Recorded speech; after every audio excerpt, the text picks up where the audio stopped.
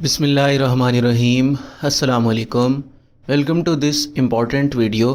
اس video کے اندر ہم ڈان نیوز پیپر کے ایک امپورٹنٹ آرٹیکل کو اسٹڈی کریں گے، جس کے اندر ہم اس سے ریلیٹڈ امپورٹنٹ فیکٹس، کی پوائنٹس، ان کا انالیسس اور ڈیفیکلٹ ورڈز کے میننگ کو ڈسکس کریں گے، جو کہ ہمارے لیے ایگزامز کے پوائنٹ آف ویو سے اور جنرل نالج کو بلڈ کرنے میں بہت زیادہ ہیلپ فل ہوگا۔ یہ ہمارا آج کا آرٹیکل ہے ٹیکس گیو اویز، جو کہ عابد حسن صاحب نے لکھا ہے، جو کہ ایک بہت اہم رائٹر ہیں، پاکستان کے اکانومک ایشوز کے حوالے سے اکثر لکھا کرتے ہیں۔ اس آرٹیکل کے کی پوائنٹس کو ڈسکس کرتے ہیں۔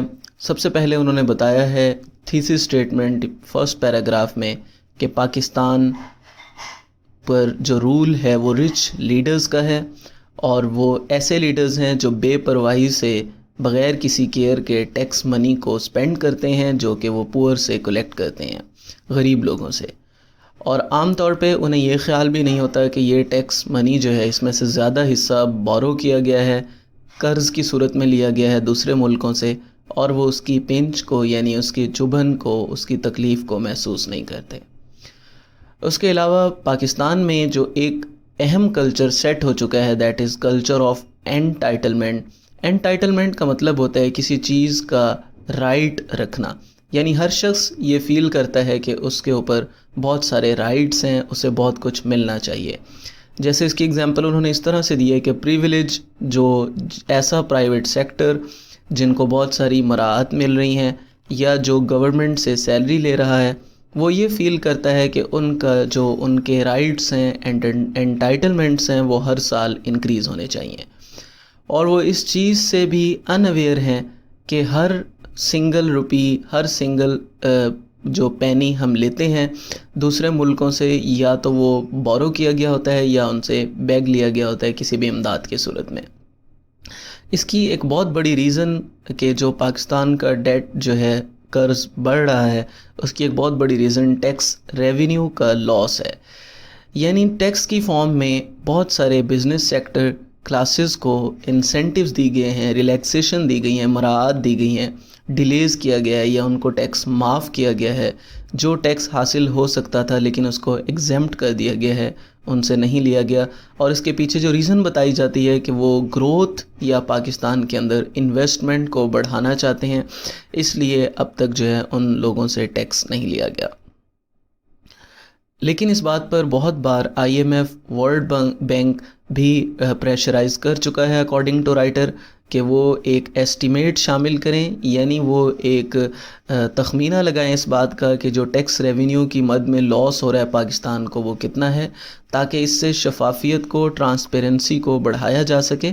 اور آئی ایم ایف اور ورلڈ بینک کے علاوہ انہوں نے یہ بھی سجیشن دی ہے کہ پارلیمنٹ کو بھی چاہیے کہ وہ ڈسکشنز کریں ان لاسز کے اوپر جو ٹیکس کی صورت میں ہم ان کو بچا سکتے تھے، اور خاص طور پہ جب بجٹ کی ڈیبیٹس ہوتی ہیں، ڈسکشنز ہوتی ہیں، تو اس ٹائم ٹیکس کے اوپر ایک امپورٹنٹ ڈسکشن ہونی چاہیے۔ اس بات کا اندازہ لگانے کے لیے انہوں نے ایک کمپیریٹیو انالیسس کیا ہے ٹیکس گیو اویز کا۔ گیو اویز عام طور پہ ہم ایسے ورڈ کے لیے بولتے ہیں جو چیز فری آف کاسٹ دی جاتی ہے، for the purpose of promotion اور اینی تھنگ ایلس۔ تو ان کے مطابق جو ٹیکس گیو اویز ہیں، جن کو ہم ٹیکس ایکسپینڈیچرز بھی کہہ سکتے ہیں، اکارڈنگ ٹو فائنینشیل ایئر بل 2020 کے مطابق یہ ٹیکس گیو اویز تقریباً 1.3 ٹریلین روپیز تھے۔ اور یہ اس پورے ٹیکس کا جو ہم ہر سال جمع کرتے ہیں، یہ 1.3 ٹریلین روپیز جو ہے، یہ اس کا 1/3 حصہ بنتا ہے۔ اور یہ ہمارے پاکستان کے پورے جی ڈی پی، یعنی گراس ڈومیسٹک پروڈکٹ کا 3% بنتا ہے۔ اور رائٹر نے یہ بھی سمجھانے کے لیے بتایا کہ اگر ہم اس میں سے صرف ہاف کو کلیکٹ کر لیتے تو پاکستان اپنی ہیلتھ اور ایجوکیشنل ریسورسز کو، ان پر آنے والے ایکسپینس کو ڈبل کر سکتا تھا۔ اور اگر ہم مسلسل 2 سال تک یہ کلیکشن کر لیں تو ان پیسوں سے ہم اپنا ایک اور بھاشا ڈیم جو ہے وہ بنا سکتے ہیں۔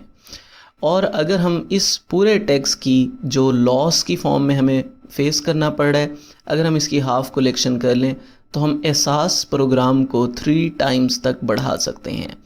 یا ان ادر ورڈز یہ سارا کچھ ہر سال جو ہمیں فیس کرنا پڑتا ہے لاس کی فارم میں تقریباً 1.3 ٹریلین روپیز، یہ اپروکسیمیٹلی اس کے ایکول ہیں جو پاکستان ہر سال ڈیفنس کے اوپر خرچ کرتا ہے. یعنی ان چیزوں کا، اس کا اہمیت کا اندازہ ہم اس بات سے لگا سکتے ہیں کہ اگر یہ ہمارے پاس ہوتے تو پاکستان کا انفراسٹرکچر بہت بہتر ہو سکتا تھا. So an important question is who is beneficiary, اس سب سے فائدہ کون اٹھا رہا ہے؟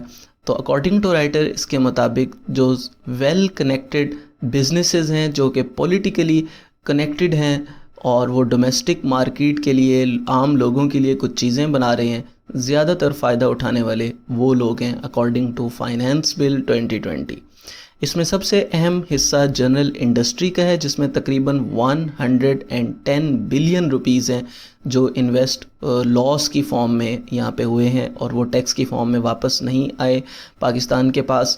اس میں پولٹری ہے، ٹیکسٹائل ہے، فارماسیوٹیکل ہے، ایڈیبل آئلز ہیں جو کھانے میں استعمال ہونے والے آئلز ہیں، ڈائری ہے اور فرٹیلائزرز ہیں، پیٹرولیم کا سیکٹر ہے جو خود سے پاور بنانے والا سیکٹر ہے، ایگریکلچر ہے اور آٹو انڈسٹری ہے.